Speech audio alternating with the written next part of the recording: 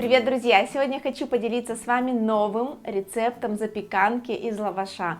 Получается безумно вкусная выпечка. Недавно я ее приготовила, дала попробовать моим родным и съели все, буквально за один день. Поэтому я решила поделиться с вами этим чудесным рецептом, и потому что я подумала, если моим родным так понравилась эта запеканка, то и вам она тоже придется по вкусу. Смотрите видео до конца, ставьте оценочки, подписывайтесь на канал. Всем заранее большое спасибо. Начинаем с того, что в миску отправляем 750 грамм творога. Можно взять пастообразный, крайне желательно взять именно такой, он очень нежный, но если вы купили гранулированный, например, творог, то можете пропустить его через сито.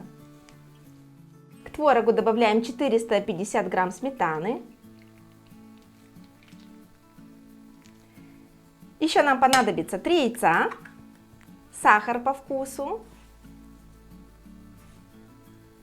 обязательно щепоточку соли для более насыщенного вкуса, для контраста.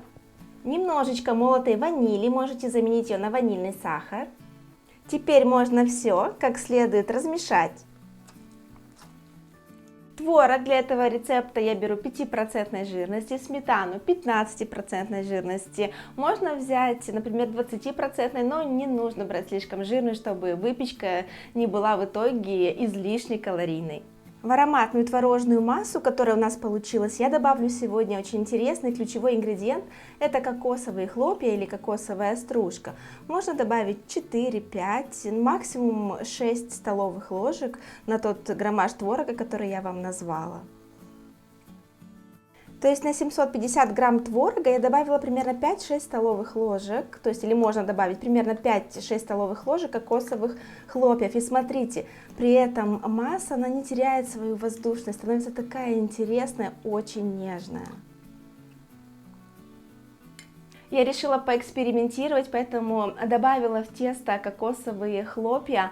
Мне показалось это сочетание кокоса с творогом очень интересным, невероятно аппетитным.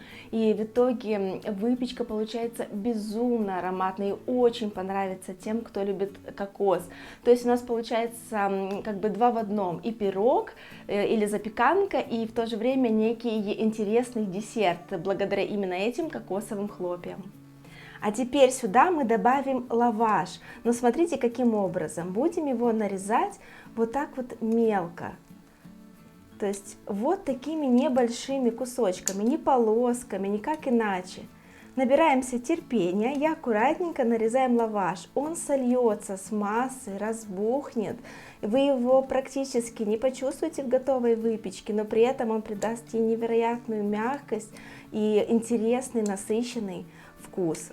Нам такой вариант дома очень понравился. Мы поэкспериментировали, и нам показалось это очень вкусно.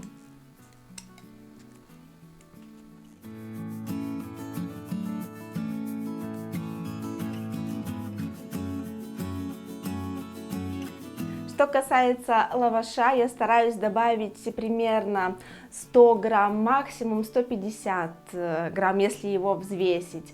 Потому что если добавить слишком много лаваша, то в итоге выпечка получится слишком забитая, в ней будет как бы слишком много теста, а мы хотим добиться некой воздушности, чтобы она была такая нежная, воздушная и просто таяла во рту. После того, как я вмешала сюда и лаваш, и кокосовую стружку, масса немного загустела, потому что лаваш и кокос, они впитывают влагу. И для этой выпечки я предлагаю вам добавить еще немного кефира в это тесто, в эту массу, буквально 50-100 мл, для того, чтобы она была все-таки более жидкая, и в итоге сама запеканка получится нежнее, воздушнее, то есть она не будет забитая. Можно запечь в любой формочке, будь то стеклянная или силиконовая, или какая-либо другая форма. Я предпочитаю силиконовую, потому что, во-первых, выпечка очень быстро остывает, не нужно ничем смазывать эту формочку, я ее не смазываю ни сливочным, ни растительным маслом, и легче доставать сам пирог, саму запеканку из этой формы, она ее не теряет. Я недавно запекла в стеклянной форме, и было сложнее достать саму выпечку и красиво подать ее к столу.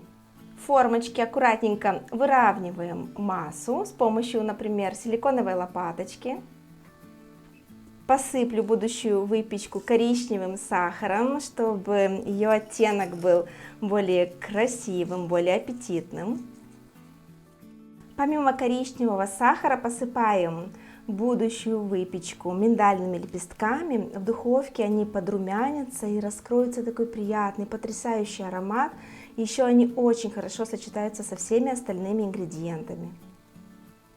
Перед выпеканием даем будущей выпечке немного постоять, около 15 минут, чтобы лаваш впитал в себя часть влаги и разбух. Тогда она будет намного мягче и вкуснее. Запекаю ее при температуре 190 градусов около 20 минут и еще 10 минут при температуре 200 градусов, чтобы она покрылась красивой румяной аппетитной корочкой. Пирог мега горячий, он только из духовки. Очень нежный, посмотрите, какой мягкий. Он немного поднялся, но со временем еще осядет. Даем ему полностью остыть на решетке.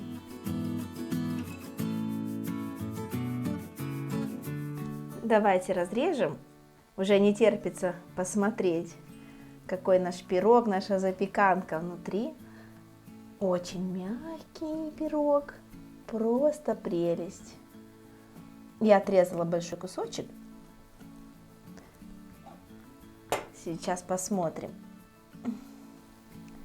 Вот, друзья. Видите, какая красивая, равномерная выпечка получается. Лаваша немного, его в меру. Если добавить слишком много, я вам уже говорила, будет сплошной лаваш. Этого нам не нужно. Здесь должен быть и творог вперемешку с хлопьями, и вот такие легкие прожилки лаваша. Тогда выпечка будет смотреться просто идеально. Желаю всем заранее приятного аппетита!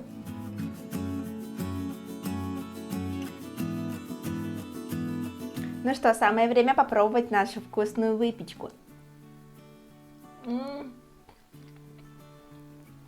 Еще тепленькая. Друзья, ну такая нежная. Ну просто она действительно тает во рту. Не могу вам передать, насколько она вкусная. Кокосовые хлопья ощущаются где-то как будто издалека. Придают эту особенную нежность, вкус, аромат. И очень приятно запивать эту запеканку молочком. Можно заварить чай или кофе. Я думаю, для приятного чаепития, домашних посиделок с друзьями, с семьей. Эта выпечка просто идеальная. Пеките, наслаждайтесь, пусть она принесет вам море радости.